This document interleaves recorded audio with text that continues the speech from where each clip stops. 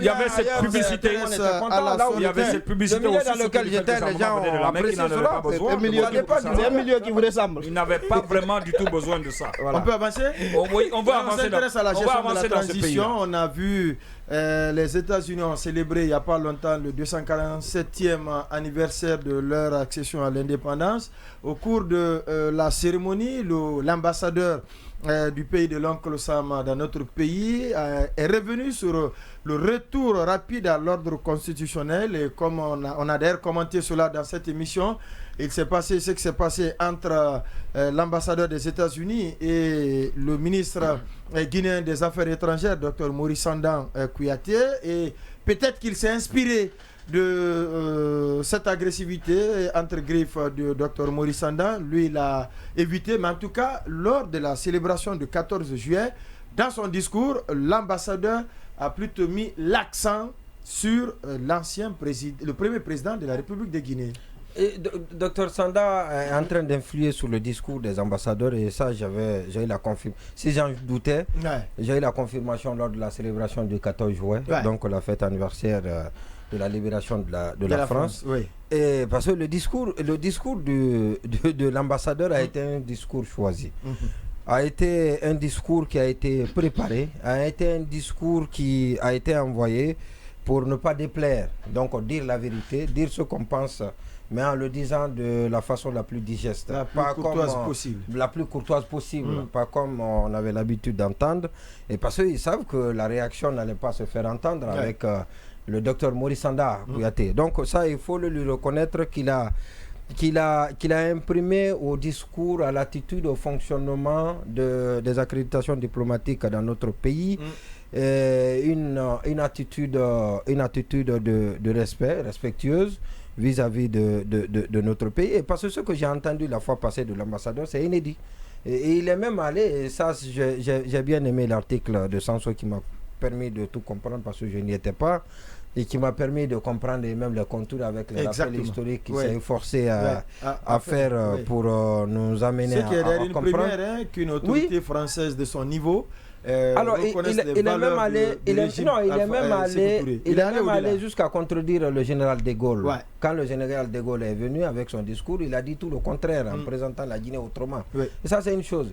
Il a dit, tout ce qu'il a dit de Sékou, il a rappelé 5 discours, 5 citations de Sékou Touré dans son discours. Et en présentant Sékou de panafricaniste, de nationaliste progressiste.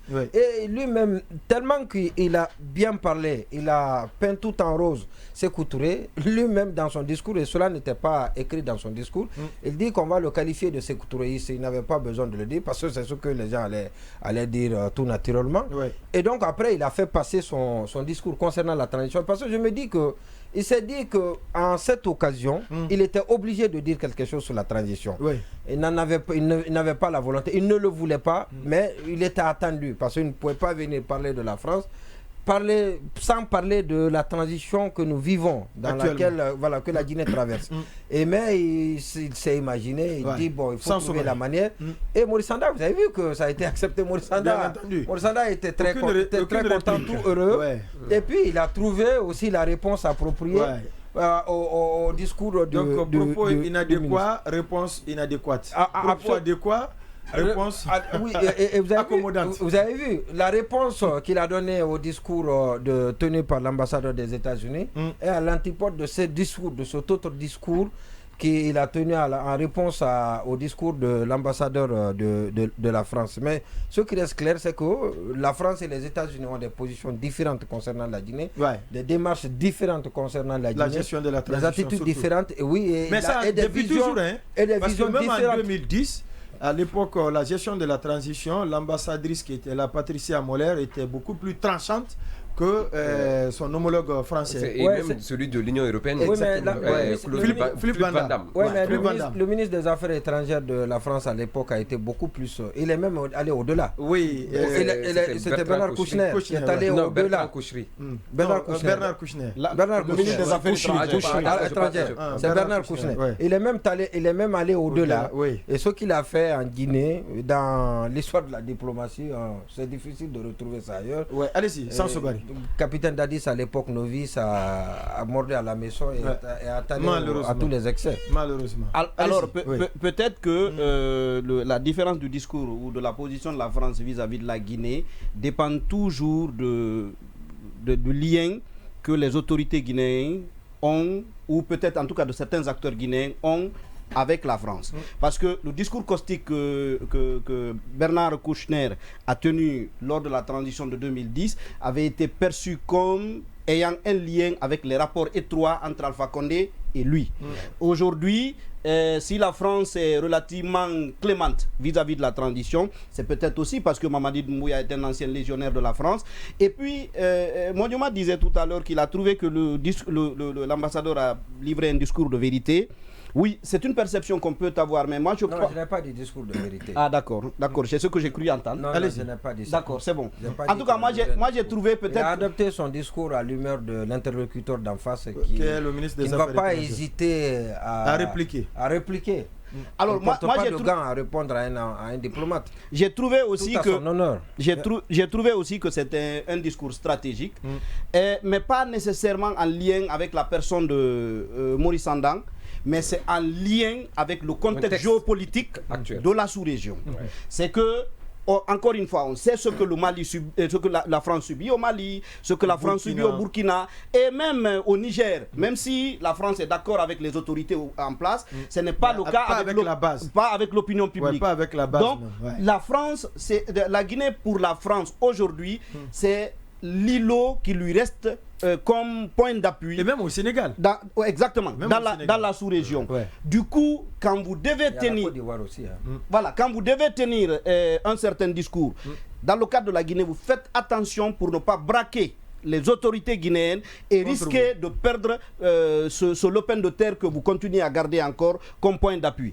Donc je pense que ça a guidé... Oui, mais est-ce que ça, c'est pas un leurre aussi, quand on sait qu'il vaut mieux être en accord avec la base que le sommet? Parce que quand vous regardez le Sénégal aujourd'hui, certes, la France est en accord avec les autorités sénégalaises, mais pas pour autant que la France aujourd'hui est dans le cœur des Sénégalais. En témoignent les différentes actions contre les installations françaises. Chaque fois qu'il y a manifestation, on s'en prend tout de suite aux installations françaises.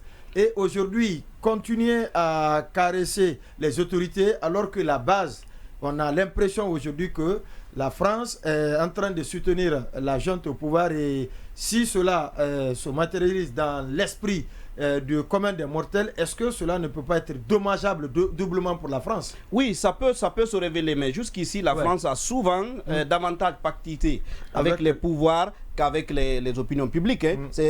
Généralement, le lien avec les opinions publiques, c'est quand il s'agit de l'opportunisme. On se saisit d'un contexte, par exemple, de soulèvement et on accompagne la dynamique, on fait dans l'opportunisme. Mais si vous permettez, je voudrais peut-être, au-delà des références à Sékou Touré, qui étaient naturellement faites pour encenser, pour séduire les autorités de la transition, dont le penchant pour Sékou Touré est évident, mais il y avait même dans l'évocation de la gestion de la transition, les termes étaient plutôt subtils. Ce n'était pas un discours, on va dire, directif. C'était pas un discours dans le genre, on donne des ordres, on dicte la marche à suivre. C'était vraiment de manière allusive. Ça, c'était encore une fois pour dire que, oui, avec les autorités guinéennes, la France marche sur des œufs, la France prend suffisamment de précautions. Oui, Baïla. Oui, c'est une évolution du discours et la réponse à pourquoi cette évolution se trouve d'ailleurs dans le discours même de l'ambassadeur, parce que quand il évoque en introduction quels sont les 4 éléments qui ont marqué l'année écoulée en Afrique, il y a un seul élément qui est très important, et je le cite, c'est l'affirmation politique d'un continent africain trop longtemps objet des relations internationales international soumis à des puissances extérieures, je dis bien soumis à des puissances extérieures, commence à émerger un peu partout sous diverses formes. Donc, qu'est-ce que cela veut dire? La France est consciente, bien entendu, des bouleversements dans les opinions publiques qui ont eu lieu ces dernières années, la prise de conscience justement des opinions publiques de l'emprise de la France sur le développement de nos pays. Et cette affirmation, il faut rendre hommage justement à ces militants panafricains que souvent on caricature, on réduit à des personnes qui sont manipulées ou qu'on manipule, mais qui pourtant qui manipulent, des personnes qui sont manipulées ou qui manipulent. Dès qu'on n'est pas d'accord avec la position française, on dit qu'on est manipulé. Et qui justement, la propagande, quand on développe le narratif français, on dit non, vous êtes conscient, vous êtes bien. Justement, c'est le discours. Ça c'est un allié, ça c'est un allié. Il est ferré. Non, et justement, la France est consciente que ces raccourcis, ces caricatures ne suffisent plus.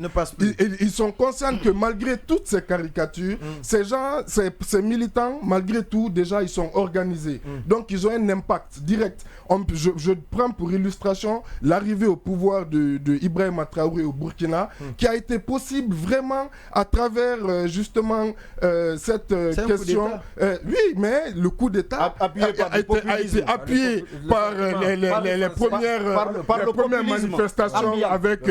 oui, bien c'est comme ça fait partie des caricatures, populisme, manipulé, etc. Mais on a vu ces manifestations qui accompagnaient avec le drapeau français qui était déchiré, avec le drapeau russe, et on a vu l'impact que ça a eu dans la consolidation de sa prise de pouvoir. Donc c'est ces pressions qui amènent aujourd'hui quand même, parce que la France a revoir son discours vis-à-vis et à prendre exactement vis-à-vis de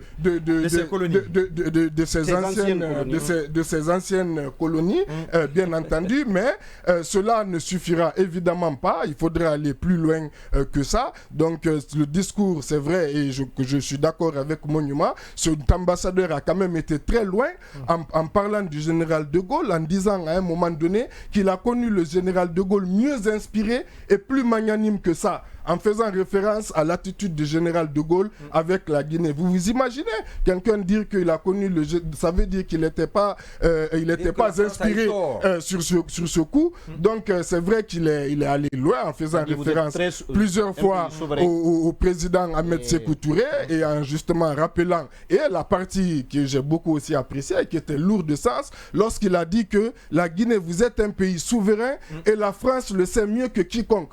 Quand l'ambassadeur de France en Guinée dit que la France le sait mieux que quiconque, c'est une référence aussi à ce qui s'est passé lors du premier régime. Maintenant, quand on dit que... je termine là, je conclus par là. Quand on dit que c'est pour garder l'influence que la France a sur la Guinée, moi, je relativise ceci en disant que je ne suis pas sûr que la France a plus d'influence sur la transition que les États-Unis ou que l'Angleterre. Je ne pense pas que les relations qu'on voit, que la France, la Guinée ne fait pas partie du précaré français. Et Alpha Condé a permis à cela, à la Guinée aussi, en diversifiant les partenariats, ce qui fait que la Guinée n'est pas focalisée sur un seul partenaire, et il y a quand même un certain... voilà, exactement, une certaine diversité dans ces partenaires. Habib Marouane Kamara, sur cette question aussi. Le discours de la réalité est différent, bien entendu, de celui de la manipulation. Ce qu'on a suivi et ce qu'on a entendu de la part de l'ambassadeur, c'est un discours de la manipulation qui peut avoir des répercussions graves dans notre vivre ensemble. Vous savez, certainement encenser Sékou Touré dans un contexte, bien entendu, comme l'a décrit tout à l'heure Sanso, dans un contexte géopolitique marqué par des soubresauts ça et là, c'est bien compréhensible que la France puisse adopter un discours adapté à la réalité. Mais au fond, ce genre de manipulation peut avoir des répercussions. Sékou Touré, c'est un héros, même si on ne s'aime pas, mais on a du respect pour nos héros, on le dit souvent. On aime qu'on se morde entre nous, mais on ne veut pas que notre chien vienne dehors pour nous mordre à l'intérieur, comme on le dit, c'était un langage de la rue que j'ai emprunté. Mais la manipulation, c'est quoi? Ce discours vise à diviser davantage les Guinéens. Sékou, qui n'est pas un symbole consensuel, qui ne fait pas l'objet d'un consensus national, le présenter comme cela, en reconnaissant certainement le tort de la France avec notre passé. Je pense que de tels discours peut amener et éveiller tous ceux qui s'inscrivent dans le vrai sens du panafricanisme, parce que c'est de la division. Il faudra être très très prudent dans ce genre de discours. L'autre chose, vous savez, la proximité entre, je ne dirais pas la France et Mamadi, mais la proximité entre Fombastier et la transition, elle n'est plus approuvée parce qu'il est devenu, au-delà d'être cet ambassadeur, il est l'ami et le porte-parole aujourd'hui de la transition auprès des autres ambassadeurs accrédités dans notre pays. Donc, on connaît tous ces ajustements dans l'ombre, on connaît tous ces discours dans l'ombre, mais ce discours qu'il a tenu, il faudrait être prudent. Et d'ailleurs, je me demande pourquoi jusque-là, on le maintient dans le pays. Oui, parce que ce que vous dites là, ça sous-entend qu'il fait bien l'affaire de Mamadi. Non, il fait bien l'affaire de Mamadi, mais est-ce qu'il fait bien l'affaire du peuple? Parce qu'il faudrait quand même... non, pas de la France. Vous savez, il faut pas qu'on regarde la diplomatie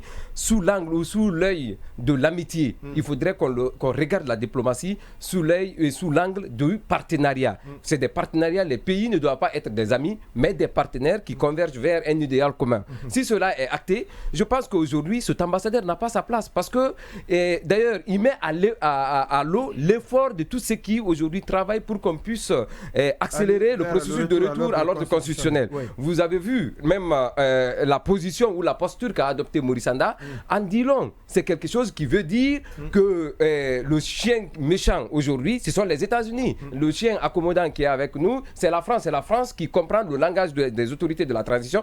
Parce que ramener le discours sur l'autodétermination des peuples, on dit que c'est au peuple de Guinée de décider de son destin. Mais on sait que dans un pays où il y a des armes, où les gens gouvernent par la violence, par la force, par les armes, comment est-ce que le peuple peut avoir le pouvoir de décider de son sort? Non, c'est pas possible. C'est le cas. Donc je pense qu'aujourd'hui, Fombastier est une erreur pour cette transition et il a un problème pour le retour à l'ordre constitutionnel. Et je crains fort qu'il ne soit un problème et dans les jours à venir, parce que le peuple aussi, on a des limites, on a notre patience, mais je pense qu'avec de tels ajustements, vous pouvez vous attendre à ce que les Guinéens le disent demain, out, quitte la Guinée. C'est bien possible. Il ne faut pas souhaiter qu'on arrive là. Non, donnez votre point de vue. Oui. Non, je vais rebondir sur ce qu'il a dit tout à l'heure par rapport à cette proximité. Je vais commencer par mon analyse par parler de cette proximité parce que je pense que est-ce qu'on n'avait pas besoin de nous ramener? C'est vrai que c'était une occasion de parler un peu des liens historiques entre la Guinée et la France, mais est-ce qu'on avait besoin de faire tout ce rappel? Et donc, je me dis que ça peut nous amener à avoir une autre lecture de la chose. Ce n'est pas pour amuser la galerie, pour ne pas revenir sur l'essentiel. L'essentiel, nous le savons tous. Parce qu'aujourd'hui, lorsqu'il est question qu'un ambassadeur se prononce à des occasions de ce genre, que ce soit l'ambassade des États-Unis, de la France ou encore de l'Angleterre, n'importe quel pays, je ne veux pas des pays en tout cas qui mettent le plus souvent la main dans la poche pour apporter leur soutien à la Guinée pour ce qui est de la transition, d'autant plus que tout récemment ça a été la question nodale pour demander aux Occidentaux de nous apporter le soutien. Donc tout ce qui apporte leur soutien pour la sortie de cette transition, lorsqu'il est question qu'un représentant diplomatique d'un pays se prononce, donc le discours doit s'inviter. Le discours c'est quoi? C'est le retour à l'ordre constitutionnel. Pourquoi ça n'a pas été le cas? Ça dénote encore une fois de plus peut-être ce rapprochement, cette proximité entre le pouvoir de Conakry et les autorités justement de la France. Mais maintenant, il a été question du respect des engagements. Il a été question de la souveraineté. Rapidement, je reprends avec vous sur le principe de la souveraineté. D'aller à la pause. Le vendredi, on vous dit souvent d'aller à la pause. Vous savez ce que ça représente. Merci donc à Ndoye